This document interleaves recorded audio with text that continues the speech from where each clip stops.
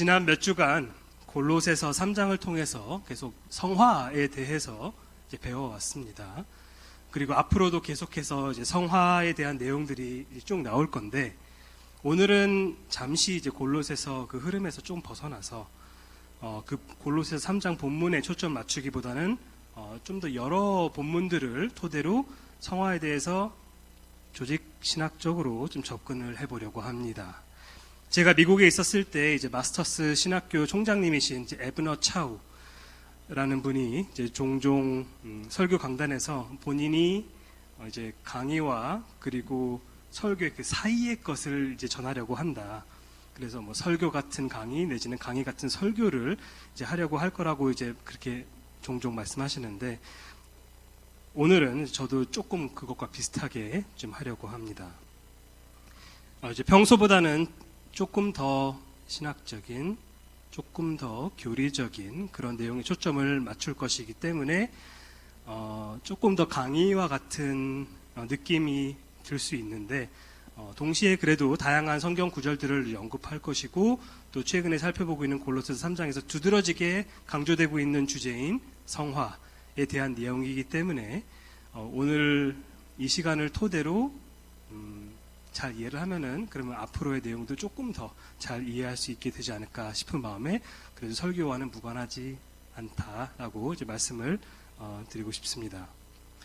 아마 어떤 분들은 이제 뭐 신학, 뭐 교리 이런 말을 들으면 이제 머리부터 아프기 시작하고 한숨부터 나오고, 이제 그런 거는 뭐 신학자들이나 아니면 그냥 목회자들만 알면 되는 거 아니냐라고 생각할 수도 있는데, 박학다식한 신학 교수님부터 시작해서 엊그저께 구원받은 초신자까지 모든 그리스도인은 사실은 바르게 살기 위해 먼저 바른 지식을 갖춰야 합니다.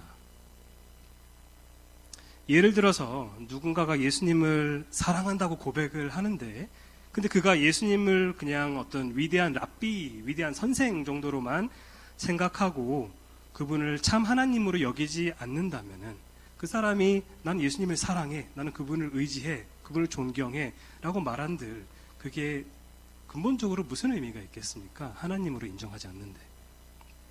또 누군가가 죄를 짓지 않기 위해 막 노력하고 분투하고 선한 일을 하려고 힘쓰지만 그 자체만 놓고 보면은 굉장히 잘하고 있다라고 생각할 수 있지만, 만약에 그 사람이 그렇게 하는 그 동기가 나쁜 일보다 내가 착한 일을 더 많이 하면 나중에 내가 하나님 앞에 섰을 때 하나님께서 내 삶을 이렇게 평가하시면서 점수를 합산해가지고 죄는 마이너스, 내 선행은 플러스, 그래서 계산해가지고 합산했을 때 플러스가 마이너스보다 좀 더 많아가지고 하나님께서 나를 천국으로 환영해 주신다면 너무 좋겠다라는 그런 어떤 동기를 가지고 그런 선행을 위해 힘쓰고 죄를 안 지으려고 막 노력한다면은, 그런 노력들이 무슨 의미가 있겠습니까? 이 사람은 지금 믿음으로 살고 있는 게 아닌데. 실제로 그래서 바울은 로마서 10장 2절에서 유대인들에 대해 이렇게 말하는데, 유대인들이 하나님께 열심히 있으나 올바른 지식을 따른 것이 아니니라 라고 말하면서, 이어서 3절에서는 그들이 하나님의 의를 모르고 자기 의를 세우려고 힘써서 하나님의 의에 복종하지 아니하였느니라 라고 책망까지 합니다. 따라서 뭔가를 열심히, 심지어 하나님을 위해서 내가 뭔가를 열심히 한다라는 것이 그 자체만으로는 사실 아무 의미가 없다는 거죠. 바른 지식을 토대로 하고 있느냐, 이 바른 지식이라고 하는 것은 하나님께서 주신 말씀이죠. 성경을 토대로 내가 그 바른 지식을 알고 그 위에 내가 삶을 살아내는 것이 중요한 것이지, 그냥 바른 지식이고 뭐고 별로 관심이 없이 나는 그냥 열심히 하면 되는 거 아니야? 나는 뭐 머리 아픈 건 싫어. 사실은 머리 아픈 게 싫으면은 성경을 읽는데 굉장히 큰 문제가 됩니다. 읽으면서 이해를 해야 되기 때문이죠. 성화도 마찬가지입니다. 성화라는 것을 실천하기 위해 힘쓰는 것 정말 중요합니다. 그런데 성화가 정확히 무엇이고 그리고 어떤 특성을 갖고 있는지를 우리가 바르게 이해하지 못한다면 성화를 제대로 실천하지 못하게 될 수도 있고, 아니면은 뭔가를 성화 같은 어떤 흐름을 따라서 살더라도 하나님께 충분히 영광을 돌리지 못하면서 성화를 또 진행할 수도 있기 때문에 성화에 대해서 바르게 이해하는 것이 굉장히 중요합니다. 왜냐하면 우리가 성화를 하든 뭘 하든 간에 그것이 다 결국에는 하나님께 영광이 돌아가도록 하는 것이 가장 중요하기 때문에, 근데 그러기 위해서는 바른 지식을 토대로 해야 하기 때문에 그렇습니다. 자, 그리스도인에게 있어서 아까도 말씀드렸지만 성화라는 것은 굉장히 중요합니다. 성경이 말하는 구원이란 사실 굉장히 좀 포괄적인 개념인데, 구원이라는 개념 속에 포함되어 있는 대부분의 요소들은 사실은 과거에 이미 일어났거나 아니면 미래에 일어날 예정인 것들인데, 근데 성화, 특히 그 중에서 점진적인 성화라는 것은 현재 진행 중인 구원의 과정이라는 면에서 그리스도인에게 굉장히 중요하고 우리의 삶과 직결되는 문제입니다. 그리고 무엇보다도 하나님께서 우리가 성화되기를 원하십니다. 그래서 데살로니가전서 4장 3절 전반부를 함께 읽어봤으면 좋겠습니다. 시작. 하나님의 뜻은 이것이니 너희의 거룩함이라. 하나님의 뜻은 이것이니 너희의, 우리의 거룩함이라. 그리스도인에게 있어서 성화는 선택사항이 아니라 하나님의 뜻입니다. 자, 오늘 제가 전할 약간 강의 같은 설교 내지는 설교 같은 강의는, 그 제목은 사실은 이제 성화란 무엇인가인데, 그 개요는 이제 다음과 같이 이제 제가 구성을 해봤습니다. 먼저 구원의 순서, 그 다음에 성화의 정의, 그 다음에 칭이랑 성화는 어떤 관계인가 많이 헷갈려 하시기 때문에, 그리고 성화의 과거, 현재, 그리고 미래, 그리고 점진적 성화의 특징, 그 다음에 성화를 이뤄가는 주체가 누구신지에 대해서 한번 살펴보도록 하겠습니다. 오늘 이 말씀을 통해 여러분이 이루어가야 할 성화가 무엇인지를 바르게 이해해서 하나님께 더욱더 영광을 돌리는 삶을 우리가 하루하루 살 수 있게 되기를 간절히 바랍니다. 자, 성화라는 나무를 우리가 알기 위해서는 먼저 구원이라는 숲을 봐야 합니다. 우리가 보통 구원이라는 단어를 사용할 때는 주로 어떤 의미로 사용하죠? 일반적으로 뭐 거듭났냐, 회심했냐, 뭐 칭의, 이런 이제 처음으로 구원받은 순간을 가리킬 때 좀 사용하지 않습니까? 예를 들어서 우리가 누구한테 뭐 언제 구원받으셨나요? 라고 만약에 물어본다면, 그것은 뭐 언제 거듭나셨나요? 내지는 언제 예수님을 믿게 되셨나요? 라는 것을 물어보는 것이지, 뭐 언제 뭐 성화되셨나요? 뭐 이런 취지로 이야기를 하지는 않습니다. 하지만 조금 전에도 말씀드렸다시피 이제 구원이라는 것은 사실 굉장히 포괄적인 개념입니다. 성경이 말하는 이제 구원에는 여러 가지 요소들이 들어있는데, 이제 신학적으로는 그 요소들을 이제 논리적으로 내지는 시간적으로 나열하는 것을 라틴어로 이제 오르도 살루티스라는 그런 이제 표현을 사용하는데, 쉽게 말해서 우리말로는 구원의 서정, 아니면 구원의 순서란 뜻입니다. 구원의 순서. 자, 성경이 직접적으로 언급하는 약간 이제 일종의 구원의 순서는 대표적으로 로마서 8장 29, 30절에서 언급되는데, 이제 보시면은 하나님이 미리 아신 자들을 또한 그 아들의 형상을 본받게 하기 위하여 미리 정하셨으니 이는 그로 많은 형제 중에서 맏아들이 되게 하려 하심이니라. 또 미리 정하신 그들을 또한 부르시고 부르신 그들을 또한 의롭다 하시고 의롭다 하신 그들을 또한 영화롭게 하셨느니라. 이게 이제 성경에서 우리가 보는 일종의 이제 구원의 순서에 대한 흐름을 보여주는 이제 말씀인데, 사실은 이제 여기 나와 있는 내용이 구원의 전부는 아니고, 로마서 8장 이 두 구절에서 바울이 막 구원의 하나부터 열까지를 다 이야기하고자 했던 것은 아니기 때문에 그것은 아닌데, 이거 외에도 이제 구원과 관련된 여러 가지 요소들이 성경의 곳곳에 이제 등장하기 때문에 이것을 이제 종합해 보면은, 조직 신학이라는 게 그런 거죠. 성경 여기저기 나와 있는 같은 카테고리 안에 묶일 수 있는 그 주제들을 모아서 정리하는 것이 조직 신학입니다. 자, 이 모든 것들을 종합해 보면은 보통 구원의 순서를 이제 다음과 같이 나열을 이제 합니다. 약간 이제 책마다 조금씩은 다른데 일반적으로 구원의 순서를 이렇게 이제 보여주는데, 이제 먼저 이제 하나님의 미리 아심 내지는 우리가 예정, 택하심이라고 하기도 하고, 그 다음에 그리스도의 속죄가 있고, 그 다음에 유효한 부르심 내지는 거듭남, 회심, 칭의, 양자됨, 지위적 성화, 점진적 성화, 견인, 영화, 굉장히 여러 가지가 있고 벌써부터 머리가 이제 하얘지기 시작하신 분들이 계시리라 믿지만, 그래도 하나님께서 부디 우리를 긍휼히 여기셔서 집중을 할 수 있도록 해주시기를 간절히 바랍니다. 자, 여기서 보시면 이제 미리 아심, 예정, 택하심, 이거는 영원 전에 이루어진 하나님의 어떤 구속의 그 계획입니다. 하나님께서 창세 전부터 이제 계획하신 것을 이야기를 합니다.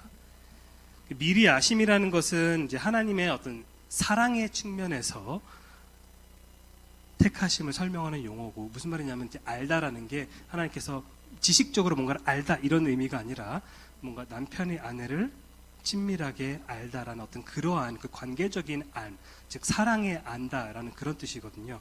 그래서 미리 알다라는 것은 하나님의 사랑의 측면에서 구원하실 자들을 택하신다는 그런 의미고, 그리고 예정도 이제 비슷한 개념이지만 이건 좀 더 하나님의 어떤 주권적인 측면에서 미리 정했다. 하나님께서 권위를 가지고 주권적으로 정하셨다라는 어떤 그러한 용어입니다.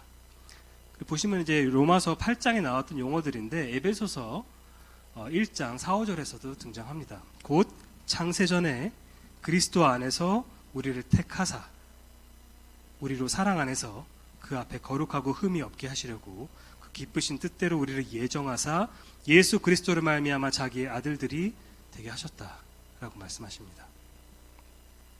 자, 그 다음에 이제 속죄가 나오는데, 혹시 화면에 하나씩 이렇게 빨갛게 나오나요? 저기서는 안 보여가지고 그렇습니다.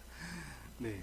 자, 속죄는 그리스도께서 2000년 전에 성육신으로 이 땅에 오셔서 십자가 위에 달려 죽으심으로써 영원전부터 구원받기로 이제 택하심 받은 사람들의 그 죄인들의 죄를 그 형벌을 대신 감당하는 그런 구속의 그 성취. 창세전 예정이라는 것은 계획하셨다. 창세전부터. 속죄는 그리스도께서 2000년 전에 오셔가지고 이루셨다. 십자가 위에서. 이것을 말하는 것입니다. 그래서 이것을 대표적으로 이제 여러 구절들이 있지만은 그 중에 하나가 베드로전서 2장 24절인데, 신이 나무에 달려 그 몸으로 우리 죄를 담당하셨다. 십자가 위에서. 그 말씀이 있습니다. 그 다음에 이제 여러 가지 3번부터 10번까지 쭉 있는데, 자, 이 단계들은 실질적으로 이미 창세 전부터 하나님 아버지께서 예정하시고, 그리고 2000년 전에 예수 그리스도께서 십자가 위에서 성취하신 그 구속을 성령님께서 각 신자에게 믿는 순간에 어떻게 적용하시는지 그거를 이야기를 하고, 그리고 삶 가운데 이루어가시는 것들을 이야기를 합니다. 그래서 보통 그거를 구속을 적용시킨다. 성령님께서 우리에게 이렇게 표현을 하는데, 자, 하나님께서 구원을 위해 죄인들을 유효하게 부르시는 그 순간, 그 죄인은 거듭나게 됩니다. 하나님께서 그 부르심이라는 거는 귀로 들리는 어떤 그런 음성이 아니고, 그리고 뭔가 눈으로 보이는 어떤 가시적인 그런 요소가 아니라 하나님께서 영적으로 성령님을 통해서 성령님께서 우리를 부르실 때, 유효하다는 거는 이제 부르실 때 그 효력이 있다는 뜻입니다. 실제로 그러니까 불렀는데 우리가 거부한다 그런 뜻이 아니라, 거부할 수 있는 그런 게 아니라 실질적으로 효과가 있는 부르심을 이야기를 하는 건데, 그 순간에 우리가 거듭나게 된다. 다시 태어나게 된다라는 그것을 말하는 것이 거듭남, 유효한 부르심입니다. 그래서 로마서 아까 8장 30절에서 미리 정하신 그들을 또한 부르시고 라고 말씀하실 때, 이 부르심이 바로 그 유효한 부르심을 의미하는 겁니다. 참고로 이제 제가 지금 말씀드리는 거를 이 시간에 다 완벽하게 소화할 거라고 하면 좋겠지만, 근데 그렇게 쉽지 않을 수도 있겠다라는 생각이 듭니다. 그래서 혹시라도 다 100% 이해하지 못했다고 해서 너무 좌절하실 필요는 없고요. 다만 이런 것들에 대해서 좀 더 친숙해졌으면 좋겠다라는 그런 취지가 있습니다. 자, 그리고 이제 요한복음 3장에서 사실은 이제 예수님께서 그 거듭남 말씀하시기도 했죠. 니고데모에게 사람이 거듭나야만 한다. 자, 그 다음에 회심이 나오는데, 회심은 사실은 이제 동전의 양면과 같은 건데, 한쪽에는 회개가 있고, 그리고 반대쪽에는 믿음이 있는데 같이 이루어지는 겁니다. 그래서 회개라는 것은 저번에 아마 목사님께서 한번 언급하셨던 것 같은데, 자신이 죄인임을 깨닫고 죄로부터 돌이키는 것, 돌아서는 것을 말하고, 구원을 얻는 그 믿음이라는 것은 뭐냐? 예수 그리스도를 나의 구원자이자 주님으로서 인정하고 전적으로 그분만을 의지하는 그것이 이제 구원을 얻는 믿음입니다. 그래서 예수님께서 직접 말씀하시죠. 마가복음 1장 15절에서 때가 찼고 하나님의 나라가 가까이 왔으니 회개하고 복음을 믿으라. 죄로부터 돌아서서 복음, 그리고 복음이 가리키는 우리 주님이신 예수 그리스도를 믿어야 한다라고 말한 것. 이것이 바로 회심입니다. 회심. 죄로부터 돌아서서 그리스도께로 향하는 것. 그 다음에 이제 많이 들어보셨을 법한 칭의라는 단어가 있는데, 칭의라는 것은 하나님께서 법적으로 의롭다고 여겨주시는 것을 의미합니다. 법적으로 의롭다고 여겨주시는 것. 예수 그리스도를 향한 믿음을 토대로 우리가 칭의를 얻는 것입니다. 그래서 로마서 3장 28절을 보시면은, 그러므로 사람이 의롭다 하심, 성경에서 의롭다 하심이라고 말한 것이 곧 칭의를 말하는 겁니다. 사람이 의롭다 하심, 칭의를 얻는 것은 율법의 행위에 있지 않고 율법으로 얻는 것이 아니고 믿음으로 되는 줄을 우리가 인정한다라고 사도 바울이 말하죠. 그리고 또 여러분들이 굉장히 좋아하실 로마서 8장 1절, 그러므로 이제 그리스도 예수 안에 있는 자에게는 결코 정죄함이 없다. 왜냐하면 믿음으로 의롭다 하심을 입었기 때문에, 받았기 때문에. 근데 칭의로 우리의 구원이 끝나느냐? 그렇지 않습니다. 양자됨이 있습니다. 양자됨. 가끔 이제 우리가 간과하는 경우들도 있는데, 양자됨이 있는데, 대표적으로 양자됨이라는 것은 신자들이 하나님을 믿고 하나님의 자녀로 입양된다는 개념이죠. 그래서 로마서 8장 14, 15절을 보시면은, 무릇 하나님의 영으로 인도함을 받는 사람은 곧 하나님의 아들이라. 너희는 다시 무서워하는 종의 영을 받지 아니하고 양자의 영을 받았으므로 우리가 하나님 아버지를 아빠, 아버지라고 부르실 수 있게 된다라고 이야기를 합니다. 자, 이렇게 거듭남, 회심, 칭의, 양자됨은 우리에게 구원이 적용되는 순간에 동시에 일어납니다. 여러분, 여러 가지를 나열했는데, 이게 뭔가 거듭나고 나서 나중에 시간이 좀 지나서 회심하게 되고, 그 다음에 조금 더 시간이 지나가지고 칭의를 얻게 되고, 그런 게 아니라 거듭나고 회심하게 되고 칭의를 얻고 양자되는 이 모든 것들이 시간적으로는 다 그 믿는 그 순간 다 동시에 일어나는 겁니다. 거듭나는 순간 일어나는 겁니다. 굉장히 중요합니다. 누군가가 거듭나고 나서 한 5년 동안 믿지 않고 가만히 있을 수는 없다는 겁니다. 그러면 이제 이렇게 보면은 이 순서를 3, 4, 5, 6 이렇게 한 게 순서가 그러면 안 중요한 거 아니냐. 다 어차피 동시에 일어나니까. 근데 꼭 그렇지는 않습니다. 왜냐하면은, 시간적으로, 제가 시간적으로 하고 표시를 해놨는데, 시간적으로는 동시에 일어나지만, 논리적으로는 인과관계가 있습니다. 그리고 그게 생각보다 중요합니다. 왜냐하면은, 우리가 뭔가를 어떻게 이해를 하느냐에 따라서, 머릿속에서 어떻게 이해를 하느냐에 따라서, 그게 잘못된 개념이 될 수가 있고, 바른 개념이 될 수가 있기 때문에 그렇습니다. 그리고 우리가 잘못된 개념을 갖고 있으면 하나님께 영광을 드리지 못하게 되는 거고, 우리가 바르게 이해했을 때 우리가 더더욱 하나님께 감사와 영광을 올려드릴 수 있게 되는 것이기 때문에 이런 것들이 그래도 중요합니다. 그래서 보시면은 논리적인 순서로는 시간적으로는 이것들이 다 동시에 일어나지만 영적으로 죽어있던 상태에서 새 피조물로 거듭나게 되어야 우리가 회심을 할 수 있게 되는 겁니다. 회개를 하고 믿을 수 있게 되는 겁니다. 어떤 사람들은 아니야, 내가 나 스스로 내 의지로 회개하고 믿었더니 하나님께서 선물로 거듭남을 주셨어. 내가 거듭남을 내 믿음으로 얻어냈어. 이렇게 이야기를 하는 사람도 있지만은 그렇지 않다는 겁니다. 우리가 회개하고 믿는 것 자체가 우리 거듭나지 않고는 불가능하다는 겁니다. 왜냐하면 영적으로 죽어있기 때문에 우리는 복음을 죽은 상태에서는 받아들이질 않습니다. 믿질 않습니다. 마치 장님이 눈을 감고 있는데 빛이 비쳤다고 해서 그걸 인지할 수 있겠습니까? 아니죠. 먼저 눈이 떠져야 빛을 보게 되는 거죠. 마찬가지로 우리가 먼저 새롭게 새 생명으로 거듭나야만 우리가 비로소 생명의 말씀인 복음에 반응을 할 수 있게 되는 겁니다. 그리고 우리가 믿는 그 즉시 믿었기 때문에 우리가 의롭다 하심을 얻는 것입니다. 그리고 우리가 법적으로 의롭다 하심을 받고 나야 우리가 하나님의 자녀가 되는 겁니다. 물론 시간적으로는 동시지만 전후 관계가 있다는 겁니다. 논리적으로는. 자, 그 다음에 이제 성화가 일어나는데, 성화라는 것은 기본적으로 신자가 거룩해진다는 것을 의미합니다. 뒤에서 제가 다시 한번 말씀을 드릴 건데, 자, 여기서 이제 성화, 나는 그냥 성화만 한 가지만 있는 줄 알았는데 왜 이렇게 뭐 성화가 많지? 자, 여기 보시면은 지위적 성화도 있고 점진적 성화도 있고 뒤에 가면 뭐 완성된 성화 이렇게 복잡하게 써놨는데, 자, 지위적 성화는 뒤에서도 말씀드리겠지만 이제 성화의 시작하는 그 순간을 말하는 건데, 근데 그렇기 때문에 사실은 이것도 거듭남, 회심, 칭의와 같이 묶여서 사실은 이제 동시에 시작하는 것입니다. 시간적으로는. 그러니까 믿고 거듭난 순간, 내가 믿게 되는 순간 이미 거룩해지는 것이 시작되는 겁니다. 우리 안에서. 그런 다음에 당연히 이제 점진적 성화, 이제 말 그대로 이제 점진적으로 이제 이루어지죠. 그리고 이제 한순간에 이 점진적 성화는 이제 일어나서 끝나는 것이 아니라 지금 기간입니다. 기간, 과정입니다. 그리고 견인이라는, 지금 빨간색이 어디에가 있나요? 점진적 성화. 감사합니다.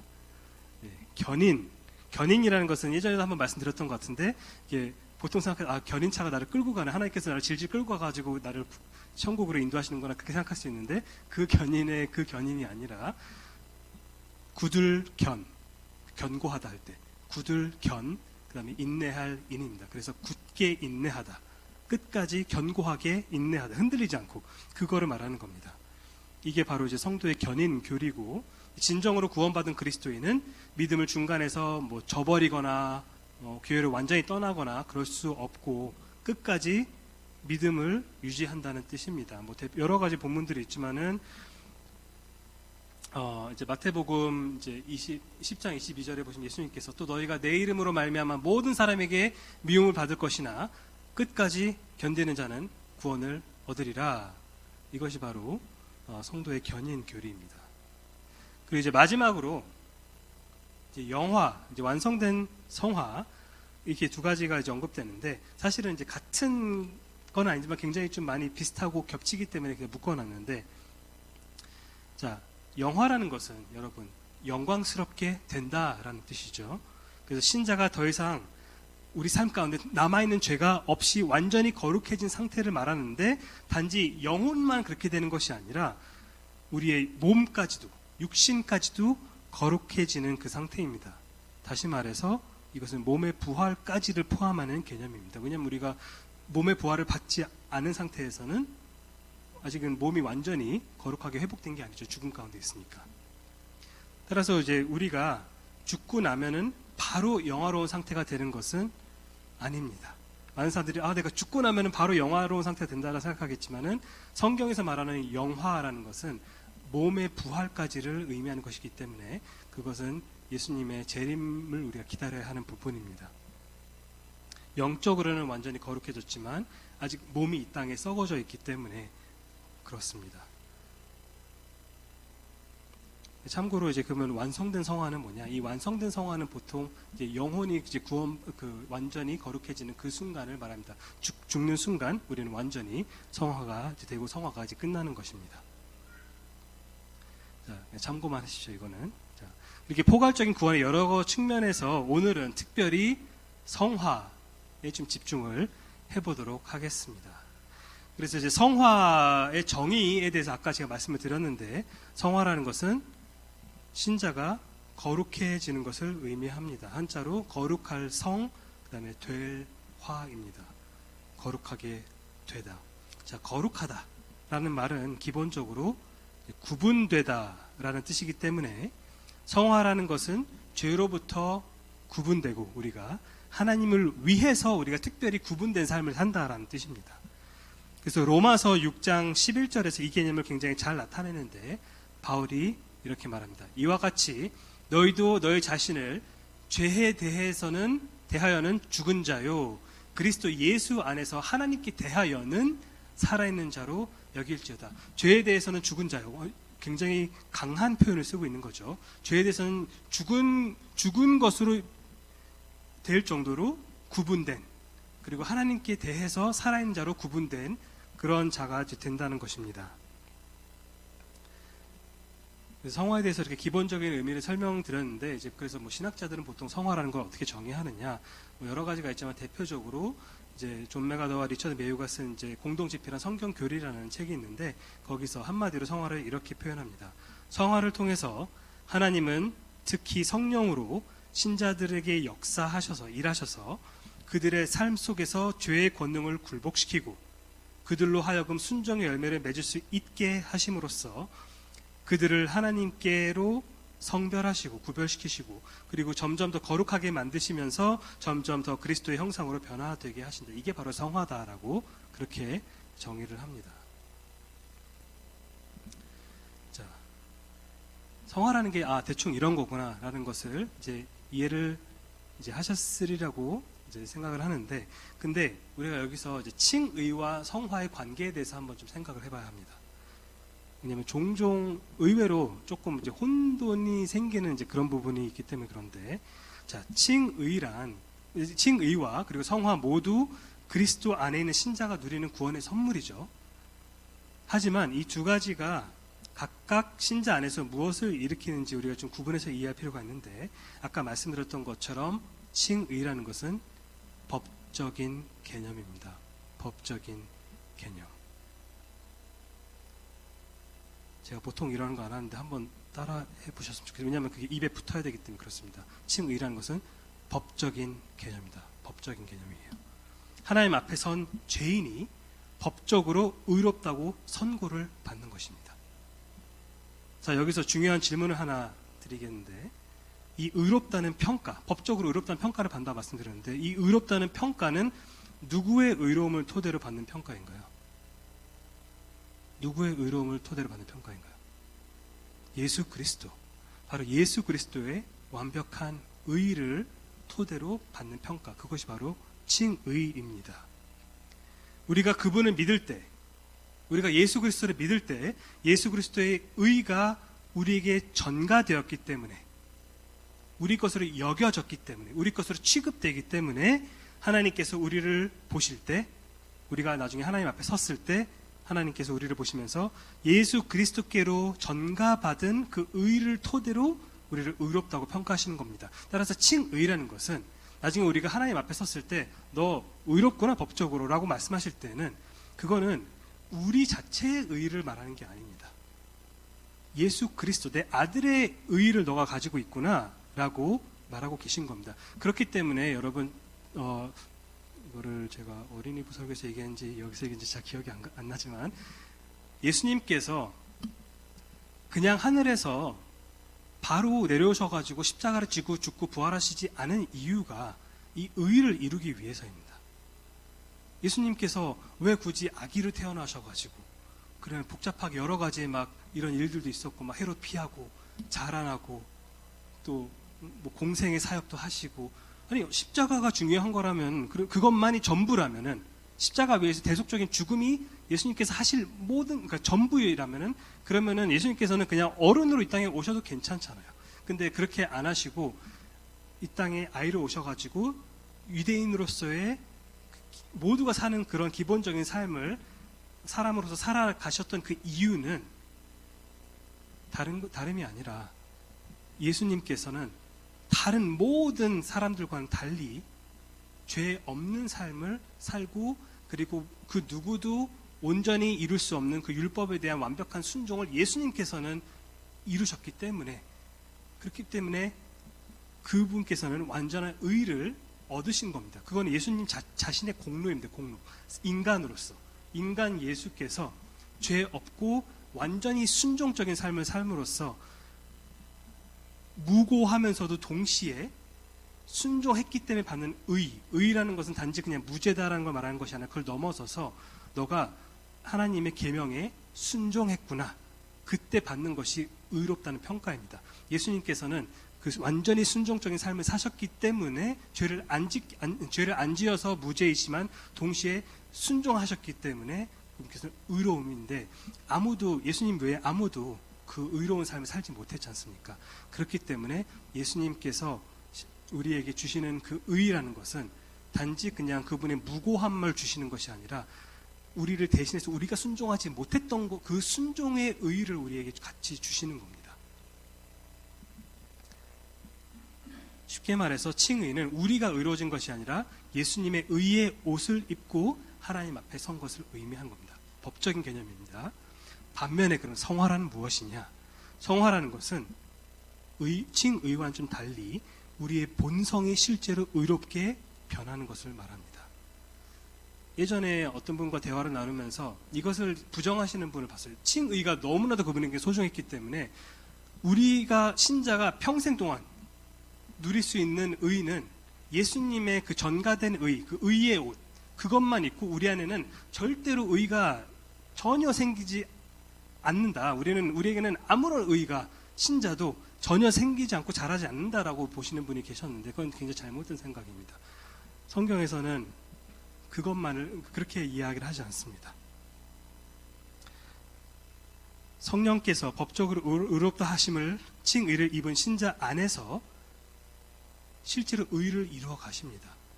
우리를 의롭게 변화시켜 가십니다. 그 의로움을 나눠주는 것, 그것을 이제 교리적으로는 이제 의의 전의, 그러니까 아까 의의 전가는 칭의이고 여기서 의의 전의라는 거는 조금 전가랑은 다른 건데 전가라는 거는 그렇게 여겨준다라는 그런 뜻이고 전의는 실질적으로 그러니까 어떤 법적인 평가를 넘어서서 실질적으로 주는 어떤 그 현실을 이야기를 하는 겁니다.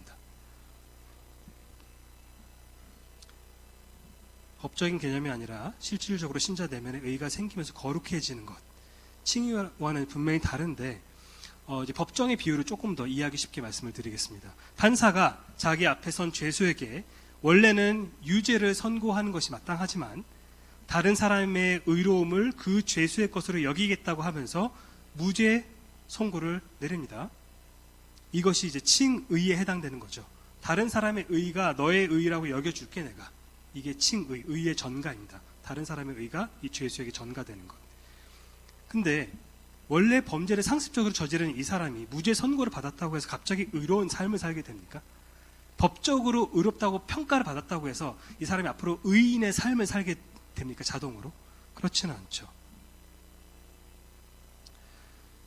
법적으로만 무죄 선고를 받은 것이지 죄를 짓고자 하는 그의 본성은 여전히 그 사람 안에 남아있기 때문입니다.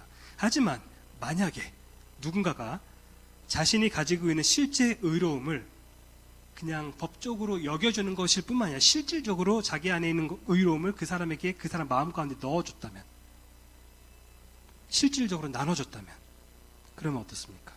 그 사람의 내면에 없던 의가 생기면서 변화가 되기 시작하겠죠. 그것이 바로 성화에서 일어나는 의의 전이입니다. 그래서 우리가 하나님 앞에서 법적으로 의롭다고 선언되고 죄에 대한 형벌이 면제되는 것은 칭의의 문제고, 하지만 우리가 그 이후에 성령에 의해 실질적으로 의롭게 변화되는 것은 성화의 문제입니다.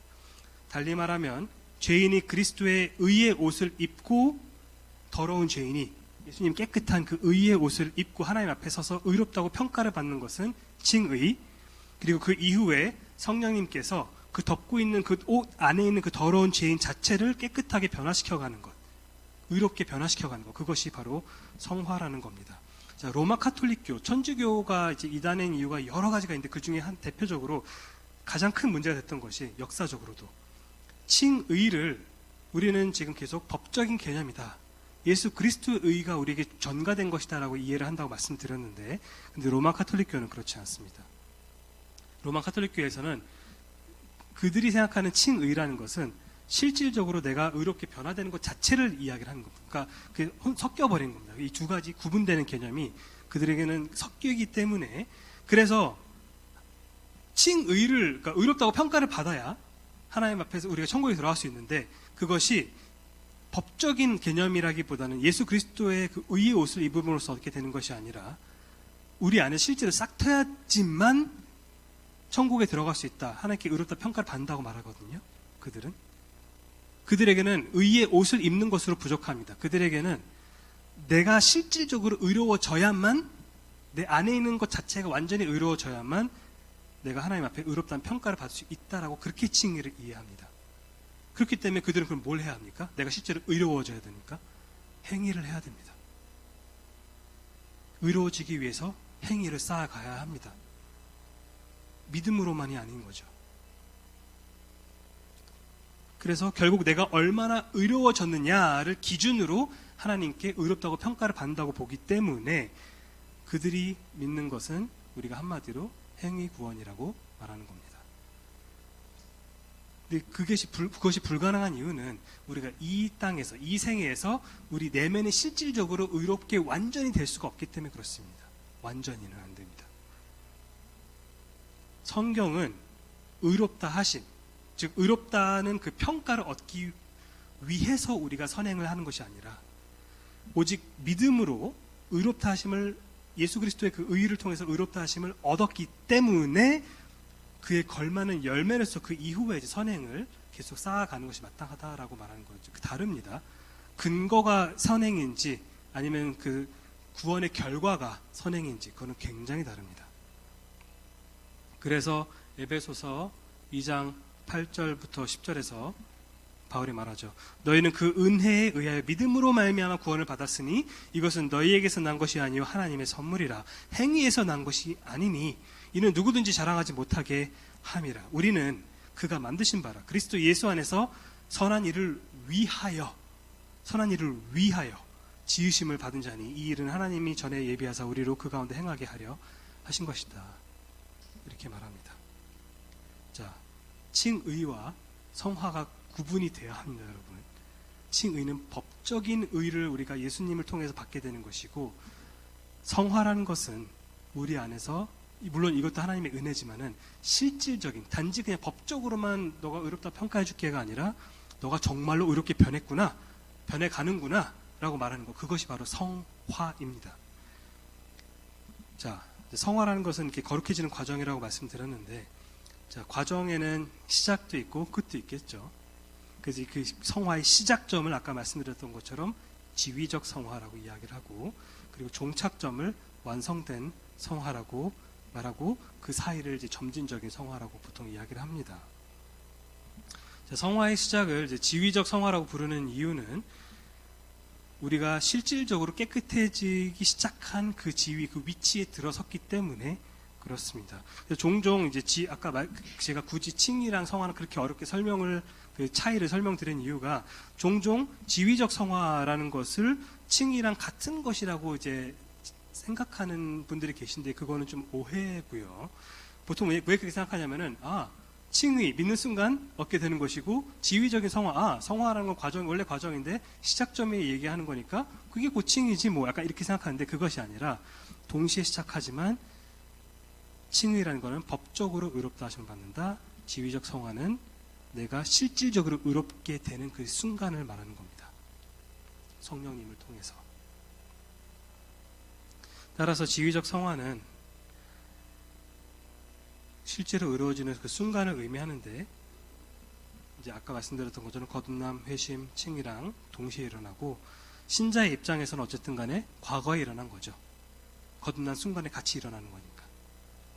디도서 3장 5절에서 이런 개념이 나오기 때문에 이런 개념들이 등장하는 겁니다. 신학자들이 일부러 막 우리를 괴롭히려고, 우리를 복잡하게 만들려고 그렇게 한 게 아니라, 실질적으로 성경에서 디도서 3장 5절을 보시면은, 우리를 구원하시되 우리가 행한 바 의로운 행위로 말미암지 않고 오직 그의 긍휼하심을 따라 중생의 씻음과 성령의 새롭게 하심을 하셨다라고 말하는데, 여기서 말하는 그 중생의 씻음, 거듭난 순간 이루어지는 그 씻겨나감, 그것이 바로 지위적 성화를 의미하는 겁니다. 거룩해지는 그 과정의 순간을 이야기를 하는 거니까요. 지위적 성화를 이렇게 따로 주목하는 이유는 바로 성화가 시작하는 그 순간부터 신자는 죄의 권세로부터 자유로워졌기 때문입니다. 굉장히 이거는 이제 더 이상 이론의 문제가 아닌 거죠. 지위적 성화가 우리에게 중요한 이유는 우리가 단지 칭의로만 산다면은, 여러분 이론적으로 우리가 칭의만 있고 우리가 지위적 성화가 시작되지 않으면은, 그러면 우리는 지옥에 가지 않고 천국에 들어갈 법적인 상태는 됐는데 이 땅에서는 그냥 여전히 그냥 똑같이 그냥 죄에 그냥 지배를 당하면서 사는 그런 삶을 살 수밖에 없는 겁니다. 하지만 지위적 성화를 시작으로 성화가 이루어지기 시작하기 때문에 우리는 이 땅에서부터 더 이상 믿기 전처럼 그렇게 불신자처럼 살 수가 없는 겁니다. 변화가 실질적으로 뒤따를 수밖에 없다는 겁니다. 지위적 성화를 이렇게 주목하는 이유는 말씀드렸던 것처럼 신자가 죄의 권세로부터 자유로워진 순간이 바로 그 순간이기 때문에 그렇습니다. 다시 말해서 칭의가 죄로 인한 그 형벌로부터 우리를 해방시킨다면, 너 더 이상 지옥 안 가도 돼. 이 형벌로부터 해방시키는 개념이라면 지위적 성화라는 것은 죄의 권세로부터 우리를 해방시키는 개념입니다. 더 이상 이 땅에서 이전처럼 그렇게 죄를 지으면서 살지 않을 수 있어. 그래서 로마서 6장에서 이 점을 바울이 강력하게 주장하는데 1절부터 11절까지 한번 제가 빠르게 읽어보겠습니다. 그런즉 우리가 무슨 말을 하리요? 은혜를 더하게 하려고 죄에 거하겠느냐? 그럴 수 없느니라. 죄에 대하여 죽은 우리가 어찌 그 가운데 더 살리요? 무릇 그리스도 예수와 합하여 세례를 받은 우리는, 침례를 받은 우리는 그의 죽으심과 합하여 침례를 받은 줄을 알지 못하느냐? 그러므로 우리가 그의 죽으심과 합하여 침례를 받음으로 그와 함께 장사되었나니 이는 아버지의 영광으로 말미암아 그리스도를 죽은 자 가운데서 살리심과 같이 우리를 또한 새 생명 가운데서 행하게 하려 함이라. 우리를 왜 구원하셨는지를 계속 이야기를 하고 있는데, 만일 우리가 그의 죽으심과 같은 모양으로 연합된 자가 되었으면 또한 그의 부활과 같은 모양으로 연합된 자가 되리라. 우리가 알거니와 우리 옛 사람이 예수와 함께 십자가에 못 박힌 것은 죄의 몸이 죽어 다시는 우리가 죄에게 종노릇하지 아니하려 함이니 이는 죽은 자가 죄에서 벗어나 의롭다 하심을 얻었습니다. 만일 우리가 그리스도와 함께 죽었으면 또한 그와 함께 살 줄을 믿노니 이는 그리스도께서 죽은 자 가운데서 살아나셨음에 다시 죽지 아니하시고 사망이 다시 그를 주장하지 못할 줄을 알미로라. 그가 죽으심은 죄에 대하여 단번에 죽으심이요 그가 살아계심은 하나님께 대하여 살아계심이니 이와 같이 너희도 너희 자신을 죄에 대하여는 죽은 자요 그리스도 예수 안에서 하나님께 대하여는 살아있는 자로 여길지어다. 가끔 성화에 대해서 좀 게을러지고 힘쓰지 못한다 생각할 때 로마서 6장을 읽으면 정신이 번쩍 듭니다. 저는 그렇습니다. 여러분, 성화의 첫 걸음은 여러분이 거듭난 순간에 이미 시작된 겁니다. 그리고 참된 그리스도인은 더 이상 죄의 지배하에 있지 않습니다. 6장 후반부에 가면 17절에 18절에서 바울이 이렇게 말합니다. 하나님께 감사하리로다. 너희가 본래 죄의 종이더니 과거에 너희에게 전하여 준 바 교훈의 본을 마음으로 순종하여 죄로부터 해방되어 의에게 종이 되었느라. 이제는 그냥 단지 죄로부터 해방된 게 아니라 너희는 의의 종이기 때문에 마음대로 죄의 영역에 가서 놀 수가 없다는 겁니다. 22절. 그러나 이제는 너희가 죄로부터 해방되고 하나님께 종이 되어 거룩함에 이르는 열매를 맺었으니 그 마지막에는 영생이라. 너무나도 당연한 이야기를 한 가지 좀 드리려고 하는데, 여러분, 죄 안 지어도 됩니다. 여러분들이 성도라면 죄 안 지어도 됩니다. 그리스도인이 필연적으로 죄를 지을 수밖에 없는 경우는 존재하지 않습니다. 믿거나 말거나. 여러분들이 죄를 지을 수밖에 없는 경우는 존재하지 않습니다. 비그리스도인은 죄의 권세하에 있기 때문에 필연적으로 죄를 지을 수밖에 없겠죠. 하지만 그리스도인은 더 이상 죄의 종이 아니라 의의 종이자 하나님의 종이기 때문에 필연적으로 죄를 지을 수밖에 없는, 어쩔 수 없는 그런 경우는 없습니다. 어떤 분은 아니에요, 죄의 유혹이 얼마나 강력한데요 라고 이렇게 반문할지 모르겠는데, 죄의 유혹 정말 강력하죠. 그거를 부정하는 것은 아닙니다. 죄가 만만합니까? 아닙니다. 쉽지 않습니다. 그리고 우리가 성화가 완성된 것이 아니기 때문에, 아까 말씀드렸다시피 우리 성화가 다 끝난 것이 아니기 때문에 여전히 죄를 짓습니다. 현실적으로. 하지만 그럼에도 불구하고 하나님께서는 고린도전서 10장 13절에서 뭐라고 말씀하시죠? 사람이 감당할 시험 밖에는 너희가 당한 것이 없나니 오직 하나님은 미쁘사 신실하신 분이시기 때문에 너희가 감당하지 못할 시험을 당함을 허락하지 아니하시고 시험 당하실 즈음에 또한 피할 길을 내사 너희로 능히 감당하게 하시느니라. 다시 말해서 무슨 뜻입니까 이게? 우리가 이거는 내가 100번 다시 이 상황으로 돌아가도 죄를 지을 수밖에 없어. 그런 상황은 하나님께서 허락하지 않으신다는 겁니다. 그런 상황은 하나님께서 허락하지 않으십니다. 이 약속을 믿으십니까? 하나님의 신실하신 미쁘신 하나님을 믿으십니까? 우리가 죄를 지을 수밖에 없는 상황에서 죄를 짓는 것이 결코 아닙니다. 성도는 죄를 짓지 않을 수 있는 상황에서도 우리가 죄를 짓게 되는 것입니다. 그 차이가 이해되시죠? 불가능해서 못하는 것과 가능함에도 불구하고 못하는 것은, 안 하는 것은 다르죠. 우리가 특정 상황에서 죄를 안 지을 수 있는 이유는 우리가 잘나거나 우리가 대단해서가 아니라 예수 그리스도께서 십자가 위에서 성취하신 구속 사역으로 인해서 우리는 이제는 더 이상 죄의 권세로부터 거의 사로잡혀 있지 않고 그로부터 해방되었기 때문에 그런 겁니다. 그 점진적 성화의 과정에서 죄와 싸울 때 이 사실을 우리가 반드시 기억해야 합니다. 전투에 나가기도 전에 전의를 상실한 군인은 그 전투에서 이미 진 거죠. 우리가 죄와의 싸움에서 항상 승리하지는 못합니다.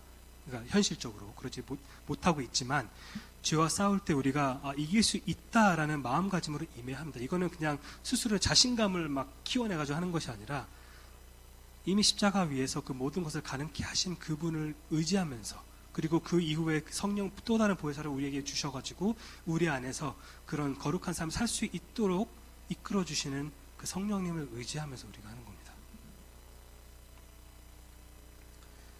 자, 그게 이제 지위적 성화하면서 이야기를 시작했는데, 칭의로 인해서 죄에 대한 형벌의 문제가 해결되었다고 지위적 성화로 인해 죄가 더 이상 신자의 삶을 지배하지 못하게 되었는데, 그러면 이제 왜 점진적으로 성화가 이루어지는 것인가? 왜 그게 필요한 것인가? 왜냐하면은 죄의 존재가 신자의 삶 가운데 여전히 남아있기 때문입니다. 죄의 존재가. 아까 지금 세 가지를 말씀드리고 있는데, 죄의 형벌로부터 자유롭게 하는 것은 칭의, 그 다음에 죄의 권세를 깨뜨리는 것은 바로 지위적 성화를 토대로.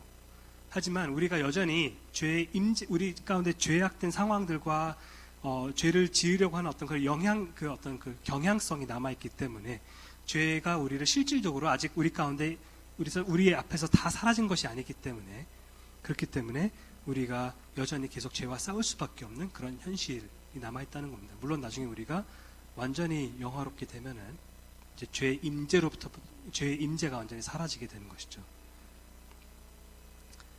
자, 마치 우리가 때로는 점진적 성화, 다들 아마 경험적으로 잘 아실 겁니다. 비그리스도인이 죄에게 종로를 타듯이 내가 지금 살고 있는 것은 아닌데, 근데 그래서 정말 복음을 믿고 예수 그리스도를 주님으로 생각하고 있는데 더 순종하는 삶을 살고 싶은데, 근데 가끔 잘 안 되죠. 어쩌면 자주 잘 안 될지도 모릅니다. 어떤 분들은. 그 이유는 그리스도인이 죄의 지배하에 있지는 않지만 여전히 남아있는 죄의 영향을 받고 있기 때문에 그렇습니다. 그렇기 때문에 우리는 우리 삶 가운데 남아있는 죄를 죽이기 위해 힘써야 합니다. 노력해야 합니다. 하나님의 은혜를 구하면서. 로마서 8장 13절에 사도 바울은 너희가 육신대로 살면 반드시 죽을 것이로되 영으로서 몸의 행실을 죽이면 살리니 라고 말하는데,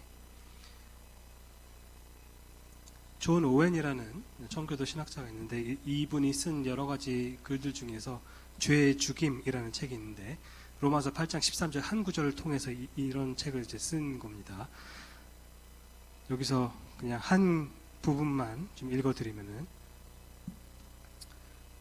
오웬이 중간에 뭐라고 쓰냐면, 참된 신자들, 곧 정죄하는 죄의 힘으로부터 확실히 해방된 자들은 한평생 자기 안에 내재하는 죄의 힘을 죽이는 일을 업무로 삼아야 한다. 죄를 죽이는 일을 평생 동안 우리의 업무로, 우리의 임무로, 우리의 의무로 삼아야 한다. 그리고 이 과정을 우리가 죽거나 아니면 죽기 전에 그리스도께서 재림하실 때까지 계속됩니다. 바울도 마찬가지입니다. 바울도 빌립보서 3장 12절부터 14절에서 바울이 내가 이미 얻었다 함도 아니요 온전히 이뤘다 함도 아니라 오직 내가 그리스도 예수께 잡힌 바 된 그것을 잡으려고 달려가노라. 지금도 형제들아 나는 아직 내가 잡은 줄로 여기지 아니하고 오직 한 일, 즉 뒤에 있는 것은 잊어버리고 앞에 있는 것을 잡으려고 표대를 향하여 그리스도 예수 안에서 하나님이 위에서 부르시는 부름의 상을 위하여 달려가노라. 사도 바울도 성화의 과정 가운데 있었던 겁니다. 그 대단한 사도 바울도. 베드로는 베드로전서 2장 2절에서 갓난아기들 같이 순전하고 신령한 젖을 사모하라. 이는 그로 말미암아 너희로 구원에 이르도록 자라가게 하려 함이라. 자라가게 하려 함이라. 그렇게 우리가 점진된 성화를 계속 점진적인 성화를 이루어가다가 언제쯤 완성이 될까요? 앞서 말씀드렸지만 보통 두 단계로 나눠 설명하는데 우리가 죽을 때 영혼의 성화가 완성되고 그리스도께서 마지막 날 재림하실 때 몸의 부활까지 얻었을 때 몸의 성화가 완성되니까 그 마지막은 영화죠. 그리스도인이 죽을 때 그의 영혼은 육신으로부터 분리되어 주님 곁으로 갑니다. 성경이 말합니다. 고린도후서 5장 8절 우리가 담대하여 원하는 바는 차라리 몸을 떠나 주와 함께 있는 그것이라. 그것이 우리가 바라는 바라, 원하는 바라. 또 빌립보서 1장 23절에서 내가 그 둘 사이에 끼었으니 차라리 세상을 떠나서 그리스도와 함께 있는 것이 훨씬 더 좋다, 나한테는. 근데 바울이 여기서 죽지 않죠. 빌립보서 썼을 때 그 1차 감옥 투옥 때 죽지 않습니다. 왜냐하면 하나님께서 바울에게 아직 그 남아있는 성도들을 섬길 수 있는 그 다른 계획을 갖고 계셨기 때문에 바울도 그걸 알고 있었고요.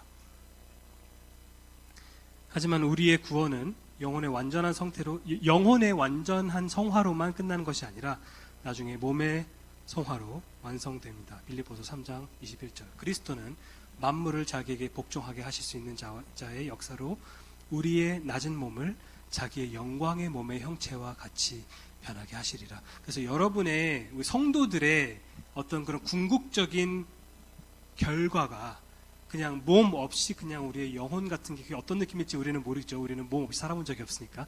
근데 우리 영혼만 그냥 뭔가 천국에 둥둥 떠다니는 그런 게 아닙니다. 나중에 몸의 부활을 하나님께서 허락하실 겁니다. 만약에 하나님께서 새하늘과 새 땅을 허락하지 않으시고 마지막 날에 그리고 몸의 부활을 허락하지 않으신다면은 그것은 어떤 의미에서는 하나님의 창조 사역의 실패로 해석이 될 수가 있죠. 하나님께서는 분명히 물질로 우리를 만드셨습니다. 그리고 보기 좋았다고 했는데 만약에 이 구속사의 결말이 몸의 부활 없이 끝나는 거라면 마치 물질을 허락하면 안 되는 거구나. 약간 물질적으로 육체를 주면 안 되는 거구나. 그러면 내가 잘못 생각했네. 처음에 아담을 만들었을 때 흙으로. 약간 이렇게 해석이 될 수가 있겠죠. 근데 그렇지 않다는 겁니다. 하나님께서는 우리에게 몸의 부활 그리고 새하늘과 새 땅을 허락하심으로써 우리가 영광스러운 몸을 입은 상태로 살아갈 수 있도록 죄 없이 살아갈 수 있도록 나중에 우리를 다시 이렇게 세우신다는 그런 이야기를 합니다. 그래서 성화는 이 생에서 완성되지 않습니다. 어떤 사람들은 죽기 전에 완성된 성화를 체험할 수 있다라고까지 막 주장하는 사람들이 있습니다. 실질적으로 역사적으로 그래 왔습니다. 내가 이미 지금 성화를 완전히 이루었다라고 주장하는 사람들이 더러 있었는데, 근데 성경적으로는 사도 바울도 지금 자기가 그렇게 이루지 못했다고 말합니다. 자, 지금까지 이미 성화에 대해서 여러 가지 이야기를 지금 드렸는데 여기서 성화의 중요한 특성을 한 가지만 좀 짚고 넘어가겠습니다. 성화가 이루어지는 근본적인 영역은 우리가 아마 아실 거라고 생각하지만 우리가 잘 기억을 해야 되는데 이것은 내면의 본성에 있습니다. 성화의 영역은 우리의 내면의 본성에 있습니다. 다시 말해서 성화라는 것은 단지 사람의 어떤 외적 행실을 개선시키는 과정이 아니라는 겁니다. 뭔가 내가 이 행위를 더 하려고 노력해야지, 물론 행위가 뒤따라야 되지만은 성화의 근본적인 것은 우리의 마음의 영역입니다. 여기에서부터 우리 성화를 거기에 초점을 맞추고 성화를 시작해야 겉으로 하나님께서 인정하시는 그런 열매가 나오는 겁니다. 하나님께서는 사람의 내면의 본성을 초자연적으로 변화시킴으로써 점점 거룩해진다고 말씀하시는데, 빌립보서 2장 13절에서 사도 바울은 성화의 이러한 특성을 잘 설명합니다. 뭐라고 말하냐면 2장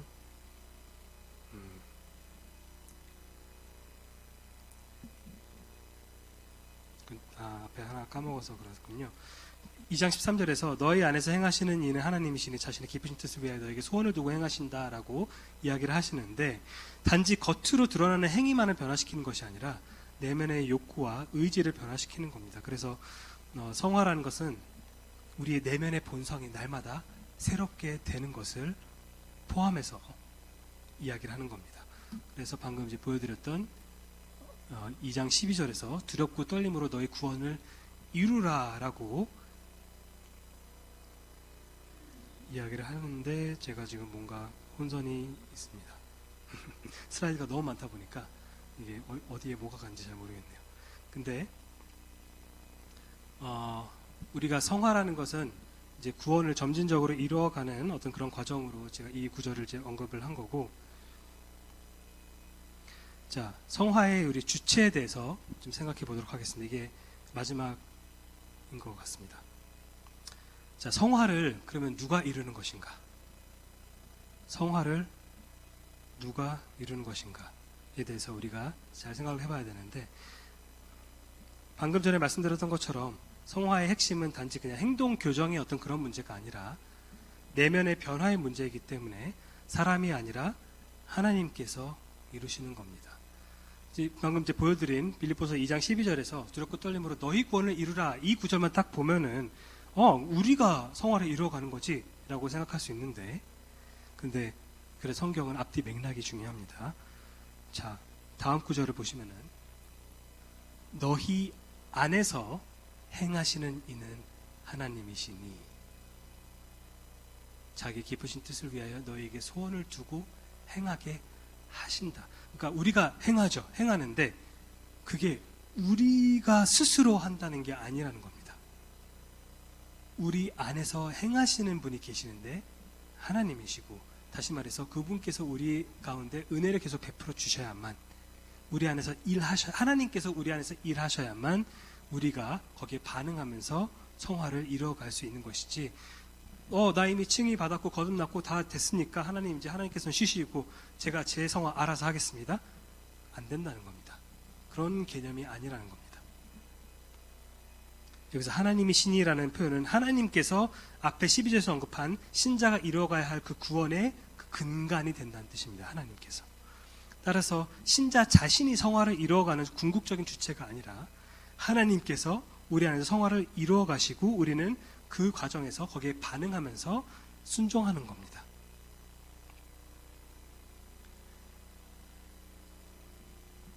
물론 이제 이것을 좀 잘못 이해를 해서 하나님께서 어차피 하나부터 열까지 다 해주시니까 나 그냥 가만히 그냥 수동적으로 있으면 되겠구나, 성화는 내가 그냥 누워있으면 하나님께서 알아서 다 자동으로 해주시겠거나, 그렇지는 않습니다. 하나님께서 우리를 계속 자극시키시죠. 말씀을 통해서, 다른 성도들과의 교제를 통해서, 우리 기도 가운데 계속 우리가 제대로 순종하지 못할 때 찔림을 허락하시고 회개하는 마음을 주시고, 그러면 우리가 진정한 성도가 맞다면은 그러면 우리가 거기에 반응해서 회개하게 되고, 그리고 순종을 하나님을 위해서 하려고 하는 그 마음들이 우리 안에 생기는데, 그것이 바로 하나님께서 다 이루어 가신다는 그런 의미로 말씀드린 겁니다.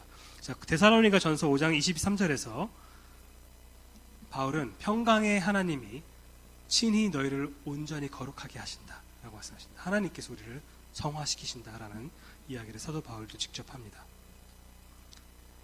성화를 이루시는 주체는 사람이 아니라 궁극적으로 하나님이신데, 그분께서 성화를 우리 안에서 이루어 가실 때 우리는 그에 걸맞게 순종함으로 반응하게 되는 것입니다. 이렇게 이해하면 우리도 성화에 있어서 당연히 순종할 책임은 있지만, 하지만 성화의 공로는 하나님께 있다는 겁니다. 그래서 이제 하나님께서 주체라는 것을 강조를 하는 이유가, 하나님께 주체가 아니라 내가 하는 거라고 말하면 마치 내가 회심했을 때는 하나님께서 도와주신 것이지만은 근데 성화는 내가 이루었으니까 라고 마치 성화가 우리가 자랑할 수 있는 것인 것처럼 생각할 수가 있게 되는데, 그게 아니라는 말씀을 드리는 겁니다. 여러분, 성화에 대해 여러 가지 측면에서 말씀을 드렸는데, 성화는 한마디로 하나님의 은혜로 점진적으로 거룩해지는 과정입니다. 우리 안에 있는 죄를 죽여가면서 하나님을 위해 구분된 삶을 사는 것, 그것이 바로 성화입니다. 근데 그 시작은 바로 우리의 내면으로부터 시작해서 겉으로 드러나는 겁니다. 그리고 우리 자신의 힘으로 억지로 거룩해지려고 노력하는 것이 아니라 우리 안에 계시는 성령님의 역사하심으로 인해서 죄를 점점 더 멀리하고 싶어지고 하나님을 더욱더 가까이 하고 싶어지는 것. 그것이 바로 성화가 이루어지는 과정입니다. 그리고 점진적으로 진행되기 때문에 이게 끝나지 않는 여정처럼 생각될 수도 있지만 우리가 죽거나 그리스도께서 돌아오실 때 반드시 완성되는 것이 성화입니다. 표대 없는 경주를 달리는 것이 아닙니다. 아까 말씀드렸던 것처럼 빌립보서 3장 12절부터 14절 이 말씀으로 마치도록 할 건데, 내가 이미 얻었다 함도 아니요 온전히 이루었다 함도 아니라 오직 내가 그리스도 예수께 잡힌 바 된 그것을 잡으려고 달려가노라. 형제들아, 나는 아직 내가 잡은 줄로 생각하지 않고 오직 한 일, 즉 뒤에 있는 것은 잊어버리고 앞에 있는 것을 잡으려고 표대를 향하여 그리스도 예수 안에서 하나님이 위에서 부르신 부름의 상을 위하여 달려가노라. 우리가 다 함께 그 표대를 바라보며 하루하루 그분의 영광을 위해서 거룩하게 살아가기를 간절히 원합니다. 기도로 마치도록 하겠습니다.